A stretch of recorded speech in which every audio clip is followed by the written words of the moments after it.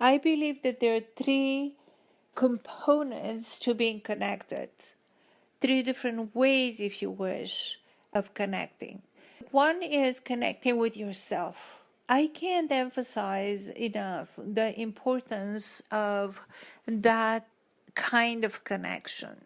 The reality is that if you're not connected with yourself, you probably won't be able to connect with others. For example, if I don't know what's going on inside me and I'm not aware of my feelings, then it's going to be really difficult for me to determine what I need or want. And if I don't know what I need and want, I won't be able to express it to another person. And that makes connection practically impossible or very difficult, let's say, because this becomes a point of disconnect, a point of misunderstanding. This is where it becomes very easy to start acting from assumptions or misread someone. If you don't know what you want or need, chances are others will not know it either. The next level of being connected is connecting with another person, with another human being. Now, what most of us do most of the time is so let's say if I'm connected with myself, right? I'm really connected with myself. I know what's going on inside me. I know what I need and what I want, but I really don't want to communicate it. And I know what I feel, but I don't want that to be seen because I may have some judgments about that, or I may have some emotions that are not very socially accepted. If I have judgments around how I feel, I may try to hide them. So basically what happens, I can be connected with myself and know how things impact me, but either build a wall around it to protect myself and to ensure that nobody sees me and nobody sees what's going on really inside me because it's not nice. And then I kind of live my isolated life behind that wall. And basically what happens is a major disconnect. I really cannot connect with people. So when this happens, we feel lonely, we feel isolated, we feel like nobody understands us. But the reality is that we are not taking the risk of showing others how we feel or who we are. So when this happens, we can't really have a deep connection or any connection. The other way that we often do in connecting with others is like, let's say I meet you and I find you totally fascinating. And I'm curious about you and I want to know you and I am just so drawn to you that I practically leave myself and go where you are and connect with you in your space, so to speak, in your energetic space. But by doing that, I kind of disconnect from myself. So in a way, that is a self-abandonment in order to connect. And we do this a lot, especially women. A lot of men do that, but also a lot of women. And what happens is that in order to connect with another person, we disconnect with ourselves.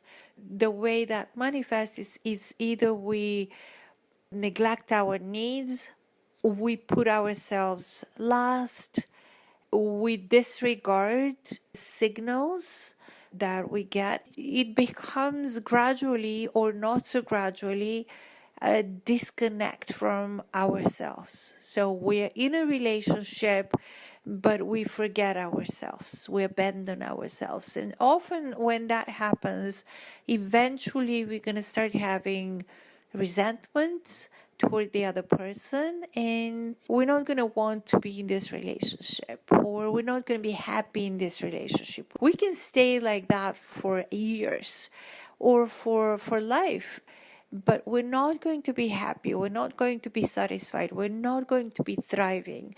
We're not going to be really feeling good about it. We're going to feel that this is a major sacrifice. This is when we often blame the other person. We feel like we've really invested a lot than we have. The major pain comes from, oh my God, I really didn't take care of myself here. So one of the things that I teach is how to be with yourself and in a relationship with another. How to be aware of what is it that you feel and need at each moment while you remain connected to another human being or to the group. So that's one of the main things we'll be exploring. How are you in a relationship? Are you leaving yourself in order to connect with another person, or are you building a wall around behind which you're hiding your true feelings and the real you? And it creates a disconnect and prevents you from actually having a relationship with another, or meaningful relationship with another. I mean, you can be nodding and talking and doing small talk and seemingly connect, but really remain behind a wall. And it's like, why don't I have intimacy? Why can't I have the love that I dream of? So these are things that we're exploring.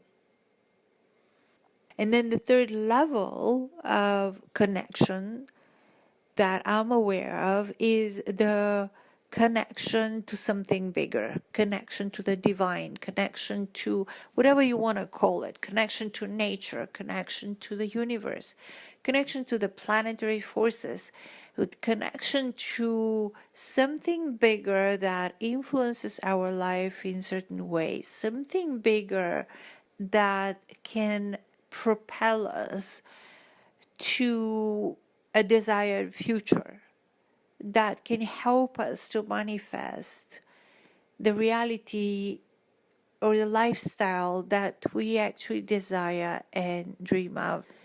And for me, that's also a very important connection, and that's something that happens a lot in circling. Often we have a direct experience of that. You know, people would say, oh my God, what was that? What just happened? And what just happened was really what I would call divine intervention.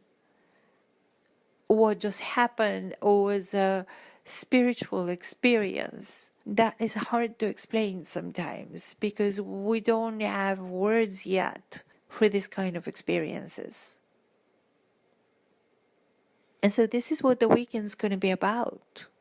And I'm really hope that this is something that clarifies things. And there's so much more that happens in that weekend. There's so much more. You can release limiting beliefs that you had. You can begin to see things in a new way. You can begin to heal or completely heal something that you thought is going to be there forever. You can become aware of blind spots, something that you didn't see. We all have those.